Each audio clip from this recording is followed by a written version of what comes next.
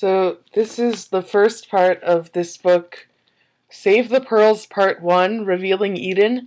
And I've heard that it's really stupid and racist, and I've heard a bit about it, and from what I've heard, that it's entirely true.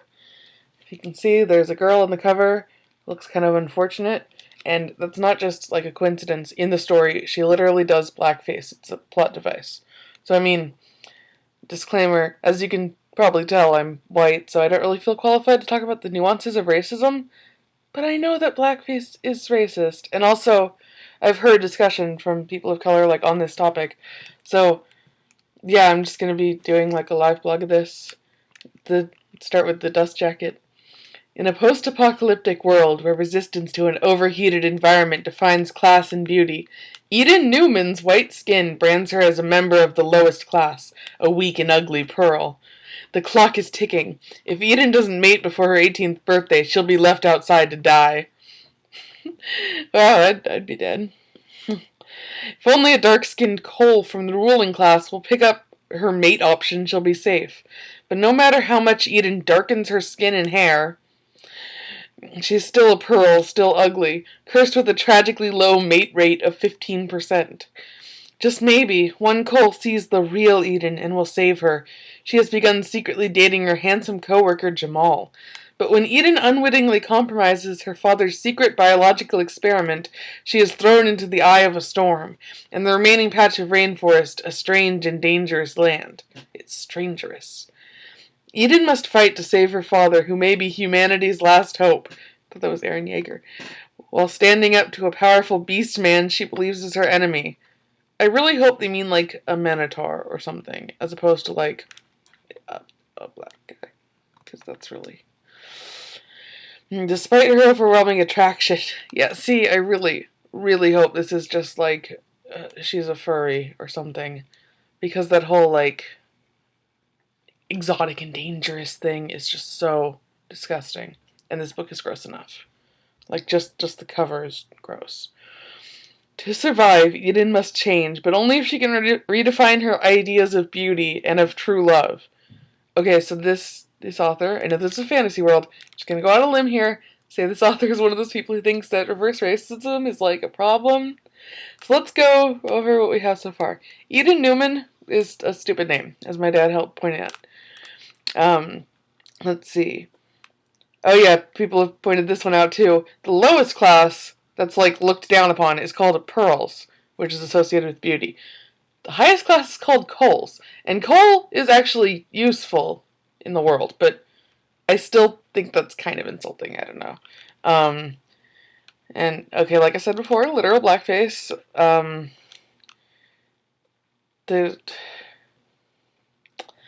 Yeah, wow, this is... Okay, let's just start here. I skimmed the first couple of pages, but for the most part, this will be a cold read.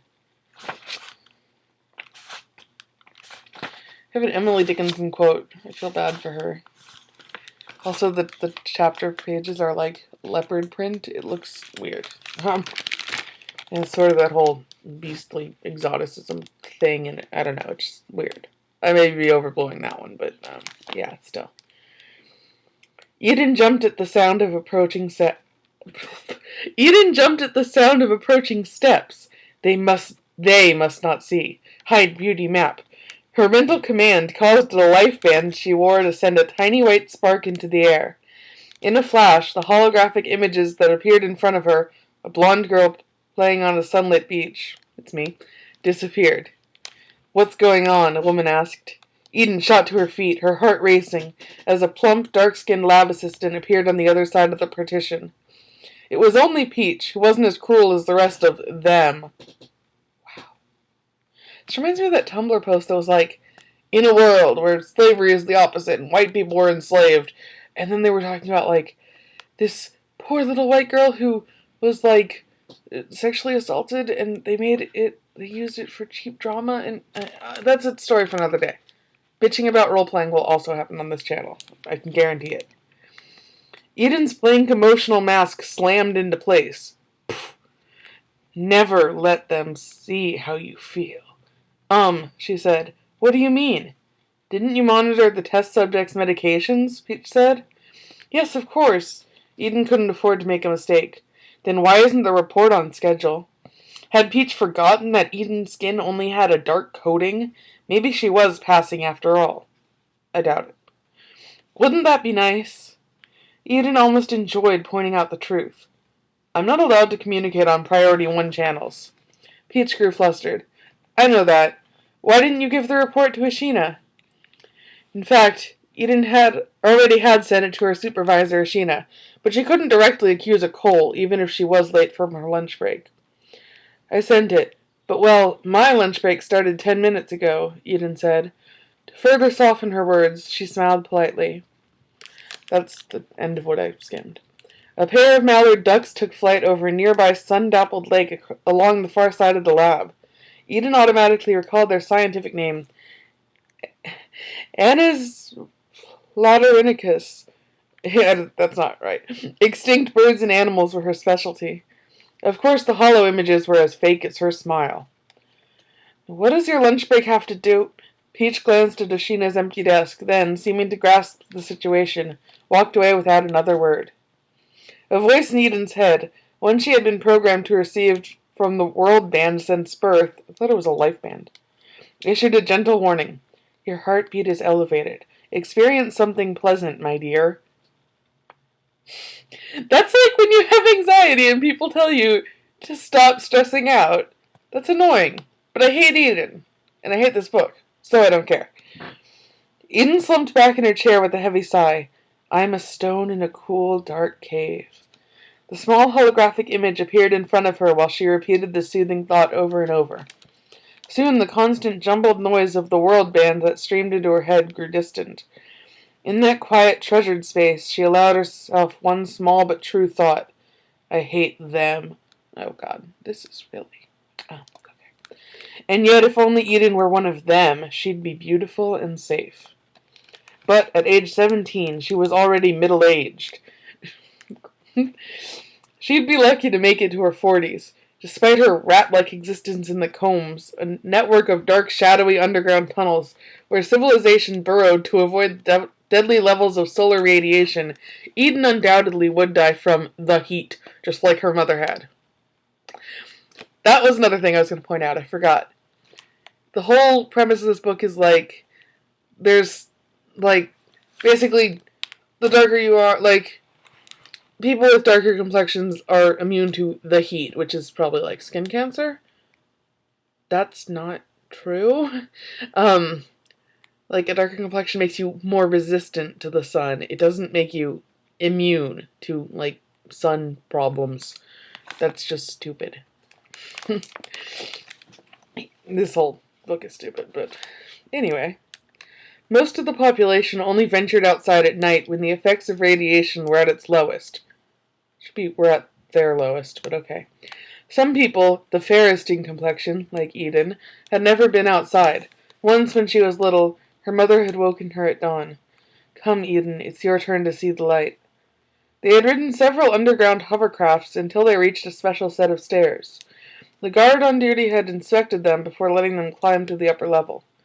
There they stood at a special viewing window that was tinted and sealed. The sight of the steaming rocks and an endless sea of pale, tired dirt had saddened Eden, even though she'd never known a green earth. Her mother had pointed to a pile of bleached bones. You must be careful, daughter. To be fair, the atmosphere in that tiny little scene was okay, but it's so outweighed by the shittiness of the rest of this book. The message had been clear. This is where you'll end up if you don't obey. All pearls, the racist term for whites, feared the light. Yeah, again, that's so insulting. If it weren't for Eden's life band, a simple hoop earring that she wore in her right ear, she wouldn't last a night. At the age of 7, she had chosen the copper earring, the only personal decision she'd ever make. She thought of it as an appendage, as vital as her heart or lungs. Her life band gave her the freedom to travel in her mind anywhere in the past. It was better than having to face her uncertain future. Thank Earth, the Unigov provided her with a life band. They cared about her. Why do dystopian novels always feel the need to do this? Like, a couple of interesting terms are, like, interesting. Like, in Clockwork Orange, they make up, like, this whole dialect, and it's really interesting and cool. They don't even usually provide a glossary, in some editions. Like when I read it, I had to figure it out for myself. That was interesting. There was thought put into that. This is just hyphenated and capitalized words randomly. I don't know. I don't like that. Um, Everyone had a life band, though most wore it discreetly, hidden in a specially sewn pants pocket or as a locket underneath a shirt, as if they didn't need it to survive. Well, your heart and lungs are also hidden. I don't know. Eden needed hers within easy reach, so she could believe it would never be taken away, so she could escape. And right now, she wanted to escape back to the beach to see the happy blonde. Not all blonde people are white, by the way. That's stupid. She knew she shouldn't do it, but she found herself giving the silent command anyway. There's an unnecessary comma there, I'm just saying. It's dumb. The sensors planted in her head at birth, which connected her to the world band, where all holographic images were stored, responded with a slight tingle. A familiar rush of pleasure mixed with fear coursed through her at the sight of the white girl. Images of pearls in natural coloring were forbidden. If they caught Eden looking, she would be punished. Every time they say pearls, I just think of Steven Universe. I'm sorry. I have to wonder if at some point she's going to be like, yes, I am a pearl, and deck someone in the face. I don't really want that to happen, but and yet she couldn't resist watching the pale, slim girl, of course she's slim too, bounce a multicolored ball over to a young man who was also white-skinned. She wore a polka dot bikini. All that skin exposed. Not all of it. You could be wearing a Conway.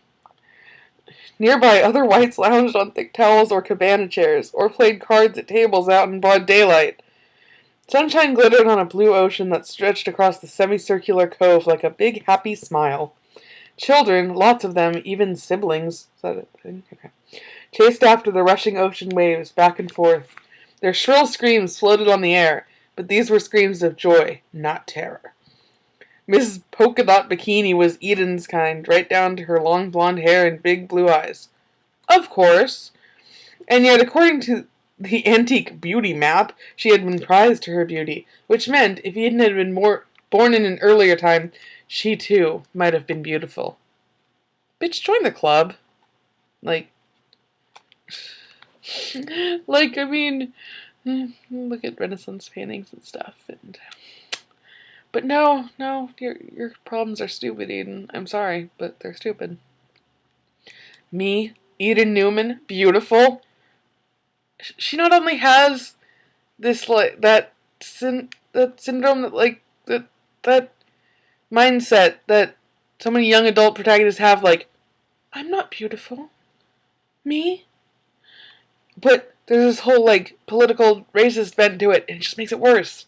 I'm sorry. I'm probably going to have to cut back on saying how racist this book is and just let it speak for itself, but oh my god. No matter how often she studied the precious map, she couldn't imagine it.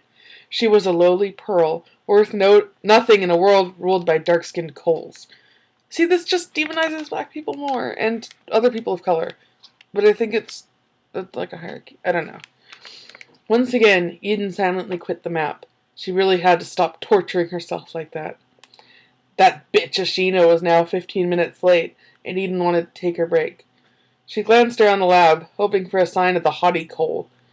Large fans whirred in the vaulted ceiling, circulating cooled air, which helped preserve viral stem cell cocktails. Best of all, the light breeze eased Eden's fiery nerves. An operating theater rose above the far end of the room, dominating the space. The real action took place there. Eden saw her father in the middle of it, hunched over a large, empty console. A series of mathematical equations seemed to dance in the air around him. The life band on his wrist flashed with wild energy, emitting a stream of white sparks. His body sagged from some Herculean mental effort. I know that word, I'm like, okay, fine. There was father, a brain on a stick. Some brain, too. Because of his high intelligence scores, they had overlooked his race and given him the position of lead scientist at Resources for Environmental Adaptation, or REA. He even had secured Eden a plum researcher's job at the lab. They were the only pearls allowed to work there. Tomorrow night, her father's momentous experiment would take place. Eden might be powerless, but she smiled at the secret knowledge that she was one of only 3 people who understood how he was about to change the world, and possibly even save it. With smug satisfaction, she considered the dozens of assistants, gorgeous dark-skinned coals, every last one of them, who labored in a warren of workstations below the operating theater. They sat trance-like, their eyes glazed over, their bodies slack, working their life bands. That's creepy.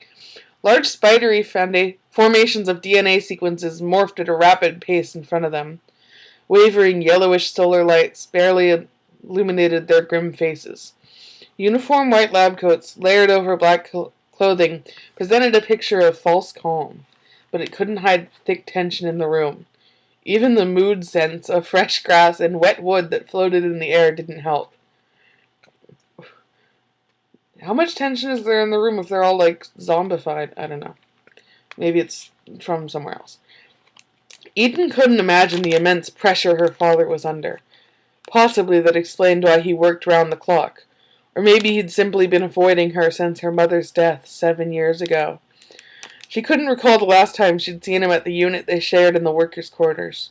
Not that they ever said much to each other anymore. As he turned his head, Eden winced at the sight of pale skin peeking through his worn dark coating. Ew. For Earth's sake, how was she supposed to pass when her father didn't maintain standards? I seriously doubt that like, Rachel, whatever her name is? She smoothed a hand over her long black hair to reassure herself. Like her skin, the layers of dark coating, midnight luster, she'd worn since birth had turned it dry and crackly. Small price to pay for beauty and for protection. She had to cover her white skin or risk antagonizing the coals. At last, Eden heard Ashina's brisk footsteps on the concrete floor and stole a glance at her nemesis, envious of the beauty's easy confidence. Voluptuous, with raisin-colored skin, everything about Ashina screamed ruling class. It screamed it. Of course, the dark races got the heat too, but not nearly as often. Oh, here we go. But still, it's still. The higher amounts of melanin in their skin protected them from the sun's radiation. Since their numbers hadn't been decimated in the Great Meltdown, as the other races had, they now ruled the planet. The entire planet, okay. That always, like, dystopian worlds, why they just suddenly take over the whole world. It's nothing, okay. Eden bet Ashina had dozens of suitors offering to pick up her mate option. Wait, so they're all, Ashina's still 17. And she's the boss. Okay, cool. Living the dream. You know what? I feel good for her. Go Ashina. She could afford to choose someone she liked instead of angling to improve her offspring's genetics, while Eden was assigned to the bottom of the reproductive heap like all pearls. Good Earth, her mate rate was an embarrassing 15%. Stop saying good Earth. It's not. Ooh. Only cottons, the derogatory word for albinos, were lower, and they were extinct. So there's no one. There's no one lower, if they're extinct. There are literally none left. Time was running out. If Eden wasn't mated in 6 months when she turned 18, the deadline for girls, she'd be cut off from basic resources, it's also capitalized, and left outside to die. Another unnecessary comma. But who would want a lowly pearl like her? Not rose quartz. I'm sorry, I'll stop, but I'm sorry. Ashina took her seat, a nasty gleam in her eyes. Cold, slick fear slid down Eden's throat.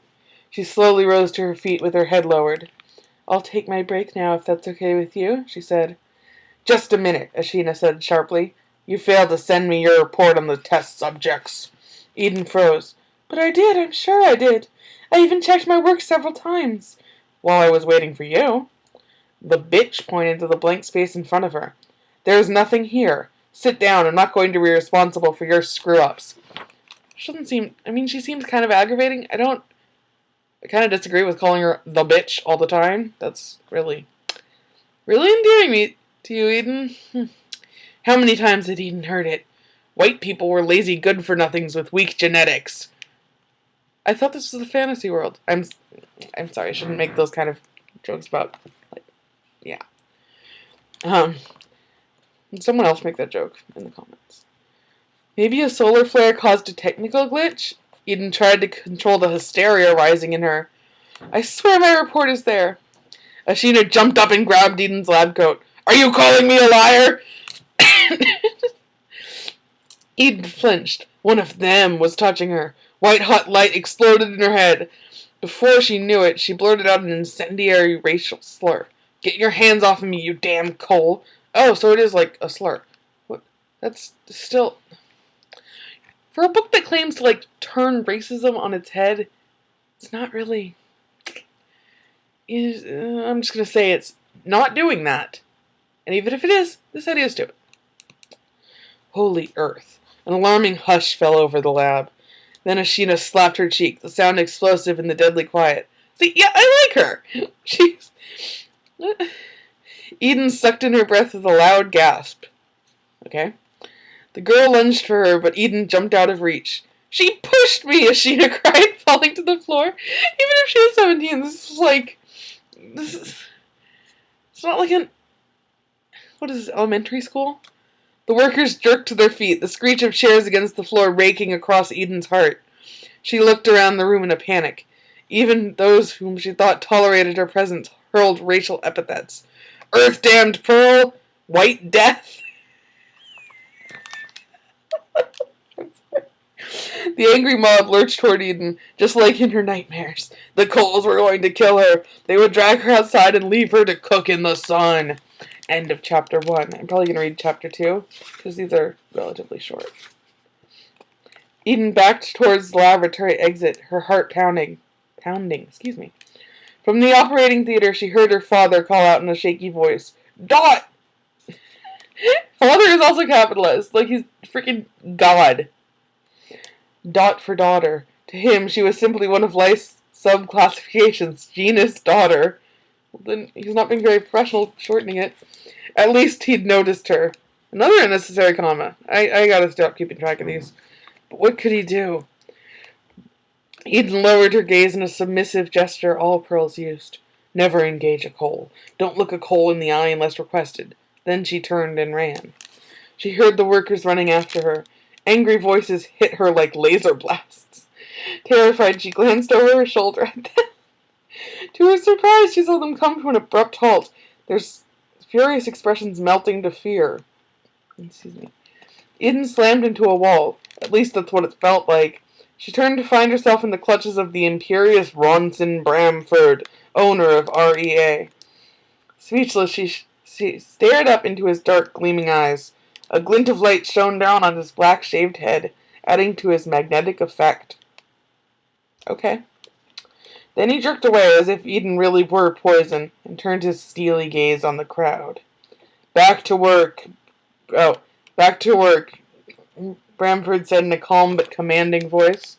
Relieved, she began to leave when he added, Not you, Eden. She wasn't sure which was worse, being murdered by a mob or dealing with the arrogant bastard. Murder, probably? Maybe not this case. Yelling is wrong. As usual, Bramford stared at a point just above her shoulder as he addressed her, which made her feel small and dirty. It had been like that ever since they'd met when REA was founded 3 years ago. Oh no, is this going to be the forbidden attraction or some shit? Oh god. Oh god, if it is. Okay. But why should he bother to look at her, with a stellar mate rate of 98 and skin the color of storm clouds? Gray? He's a homester. I'm sorry. Bramford was at the top of the heap, the mating heap. There's just a big... I forgot my dad is going to watch this. There's a big mate heap. He's on the top. He's just sitting there thrusting because he's so virile. Men had until the age of 24 to mate, though Eden often wondered why Bramford waited. That's so unfair. Also, it's unfair to make girls mate at 21. That's just... She assumed that most women found the 22-year-old Cole attractive even without his riches, in a heartless monster sort of way. Heartless monster is hyphenated? I don't know why. "What's the problem?" he asked her. Eden stared, perplexed. Did he really want to know what she thought? He's asking what the problem is. It's not like he's asking, how does that make you feel? If he's such an arrogant bastard, this is not something that should tip you off to his secret other nature or whatever he's going to turn out to have. Well, she searched for the right words when Ashina strode up beside her. "She attacked me, sir," the bitch said, acting the injured party.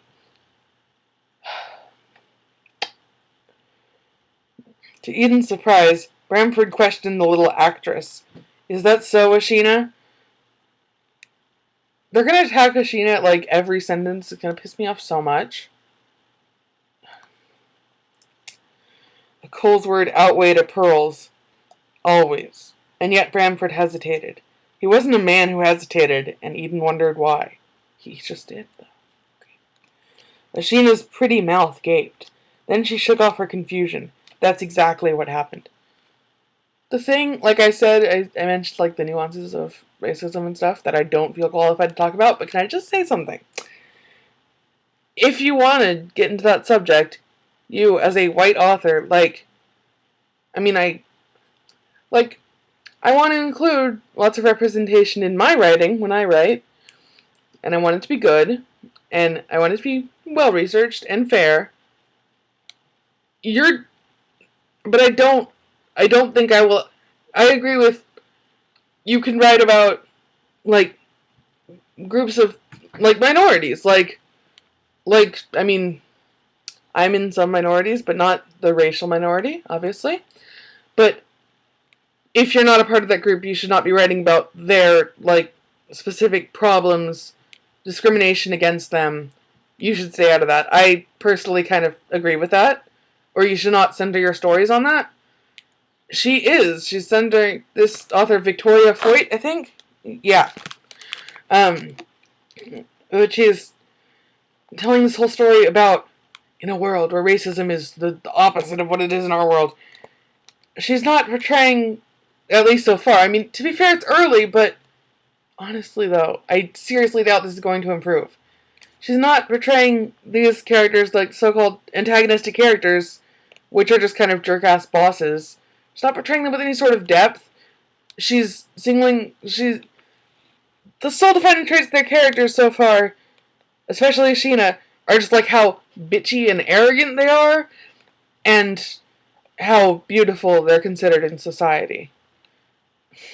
That's actually, Sheena sounds like my kind of girl, honestly.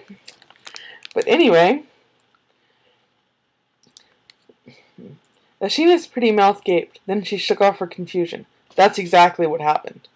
Bramford's magnificent brow furrowed. More like brow furrowed. I'm sorry. His chiseled features hardened. Oh god, it is going to be this guy. It is, I'm calling it now. Oh good lord. Why would Eden attack you when her father's work is at stake? Because she can't control herself. Ashina paused with a weary sigh. You know how they are. Do I? Puzzled, Ashina shifted her hips. You can't... I'm sitting down, but I totally shifted my hips. Excuse me, sir? Deep inside, Eden smiled. Whatever Bramford was up to, and she knew it couldn't be good, at least her supervisor was in the hot spot too. Just state the facts, Ashina, he said. Well, the girl began icily. How icy can you make just the word well? I guess you could make it snarky. I caught Eden in a lie. She didn't complete protocol on the test subjects. Look, Eden knows how much trouble she's cost me in the past. Is trouble... Okay. This trouble she's caused me would make more sense. It says cost me, but fuck it. Excuse me. And I've let things go. But tomorrow is the big night. There's no room for mistakes. You said so just the other night, didn't you, sir? Bramford glanced at the metal staircase that led to the operating theater. Eden's father stumbled down it, blinking rapidly, a sure sign of stress. What, Bramford? He said. What? Okay, maybe stuttering, but it reads really weird. Eden suspected that he wore his antiquated glasses just to irritate her, despite her repeated insistence that he get the simple fix. Not the time, Eden. It was just another way of standing out. Another way of reminding them that he and his ugly daughter existed. You know, the concept of societal ideas of beauty is interesting to me. Not played like this, but as a concept, it's interesting to me. But stop saying how freaking ugly you are! I don't care!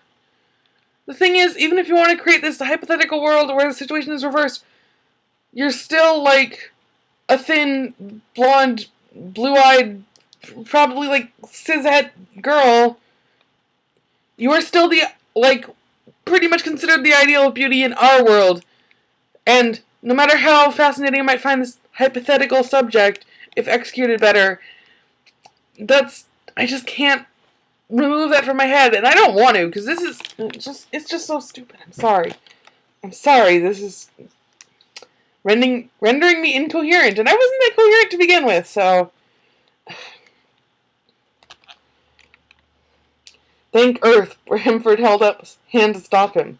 No need to concern yourself, Dr. Newman. What? But... He glanced back towards his work with obvious longing. Hot. If you're sure you don't need me. Eden swallowed her disappointment as he hurried back up the stairs. He didn't even look at her. He's like Shinji Ikari's dad. Shen, Bramford called his bodyguard, a mixed Asian, or Amber as the racist term went. I'm pretty sure these are like beyond the terms that we use, like black person or white person. I'm pretty sure like the class names, Cole, Pearl, Amber, and there's another one I think. They're like pretty much the terms used most often to describe these people. And I'm being told they're like racial slurs in this world, even if that isn't true. That's just really... Why are you calling them that? You're going to keep on referring to them like that, aren't you? Oh, yep, the next one is Tiger's Eye. Okay. Somehow Eden trusted the big man. Maybe it was the quiet look he sometimes gave her, without pity or arrogance, unlike his employer. Only true Coles were allowed to hold security positions. Of course, Bramford could use his clout to bypass such rules. Still, why not pick a Tiger's Eye or Latino? They ranked higher in the race wars than Amber's, who stood above Pearl's. Was it the touch of Cole in Chen that gave him an edge? Okay, here's another thing, just because this hierarchy is supposed to be based on, like, the protection you get from the sun, based on your skin tone. But, like, Latino, it's an incredibly broad term. And, yeah, like, black people, Latino people, Asian people, all have huge variations in skin tone. That's not... It doesn't really make sense to me to build a hierarchy on this. I don't know. It's just... Sorry, The slithering dragon tattoos... Oh no. The curve down his thick arms seemed to breathe fire as he stepped forward. Yes, sir. He has dragon tattoos.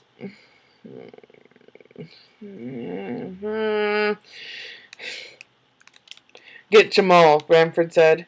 Shen's life band flashed, and the white dot at his third eye crinkled as he frowned in concentration.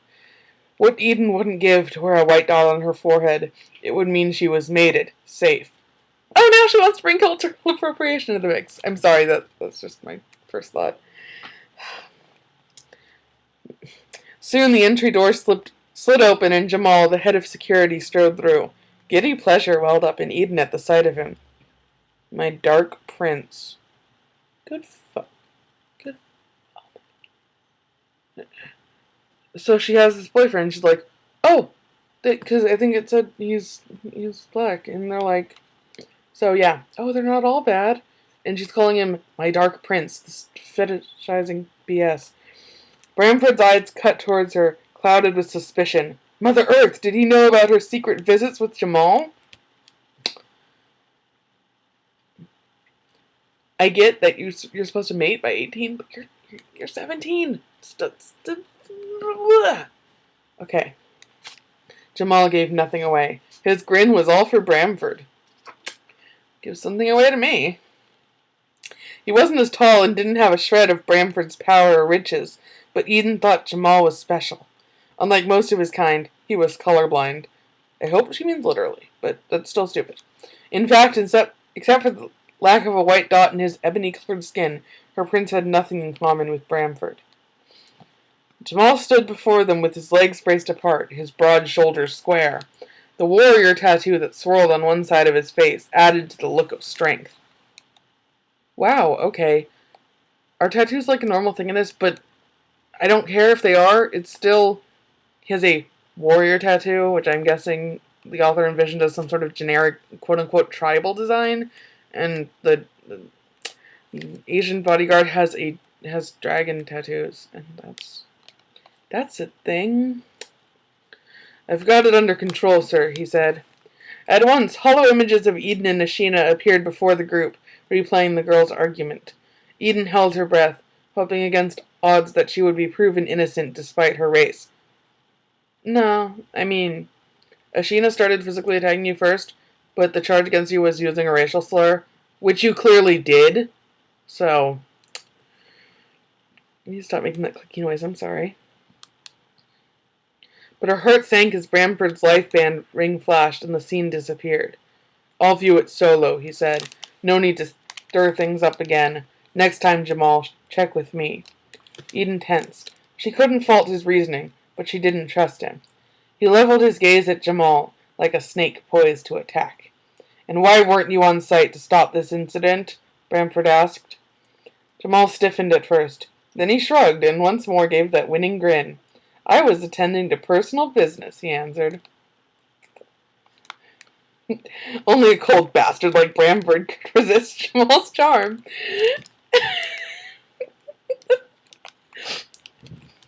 I'm sorry.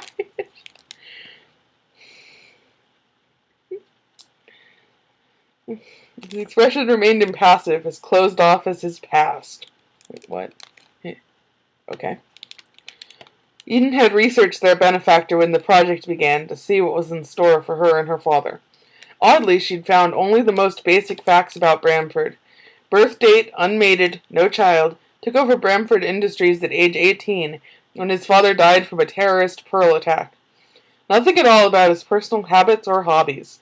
His list of world-banned experiences simply revealed mandatory ones, such as Earth before the meltdown or Death by the heat. Even his genome was fake, a standard model she recognized. Such secrecy frightened her. To be mysterious was perhaps the ultimate power. So what, you don't know if he flies kites in his spare time?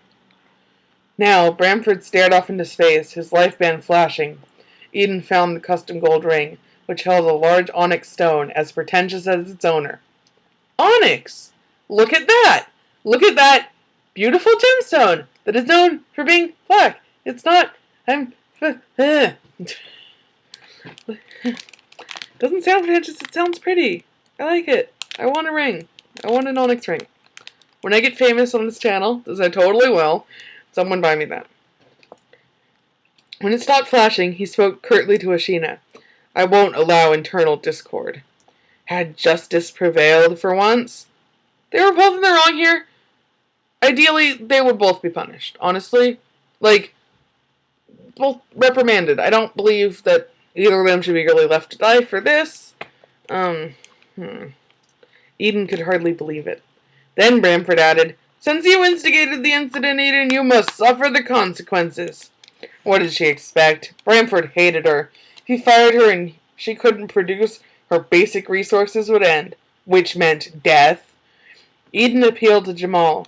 Maybe there's a mistake somewhere? At least he offered a possibility. Like I said, I was busy. I suppose someone could have altered the record or deleted something important. Sorry, my computer just went asleep for a second. I hope that didn't affect anything.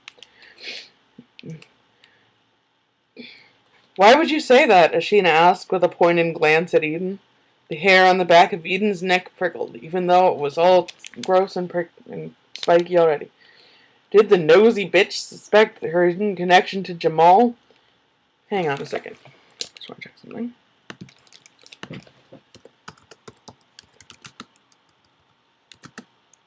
Huh. Okay, I guess that is an accepted spelling. Never mind. Coles often killed pearls who seduced their kind. Wow. Bramford's deadpan stare passed from Ashina to Jamal before he responded. An alert would have sounded if our security had been breached. Unless it duped the system, Jamal countered. Maybe a mirroring device or a new kind of spy robot dropped in. The FFP? Eden quivered at the mention of the dreaded Federation of Free People, a militant organization of Coles that vowed to rid the planet of pearls. Their society already seems pretty intolerant of pearls. So is this just like a... Okay. They have the tech, Jamal replied. Depending on what you're cooking up there, he jerked his head toward the operating theater. They may have a motive. Eden saw something flicker in Bramford's eyes. Was it alarm? I don't know. Only he and her father were supposed to know the full scope of the lab's top-secret operations. He hadn't intended to solve the puzzle. Or she hadn't intended to solve the puzzle, sorry. But then half of her genome came from her brilliant father. Ashina pointed a finger at Eden. It doesn't change the fact that this is all her fault. Bramford silenced her with a mere wave of his hand, then made a final declaration. Eden, you're on probation until further notice. The injustice of it burned in her gut. Better to punish the pearl than upset the Coles. If only Bramford knew what it was like to be an outcast. Is this foreshadowing? Is he going to be like, maybe I do? For whatever reason. I don't know. It's going to be, he's gay, and he's gay for Jamal. That's totally what's going to happen. I wish.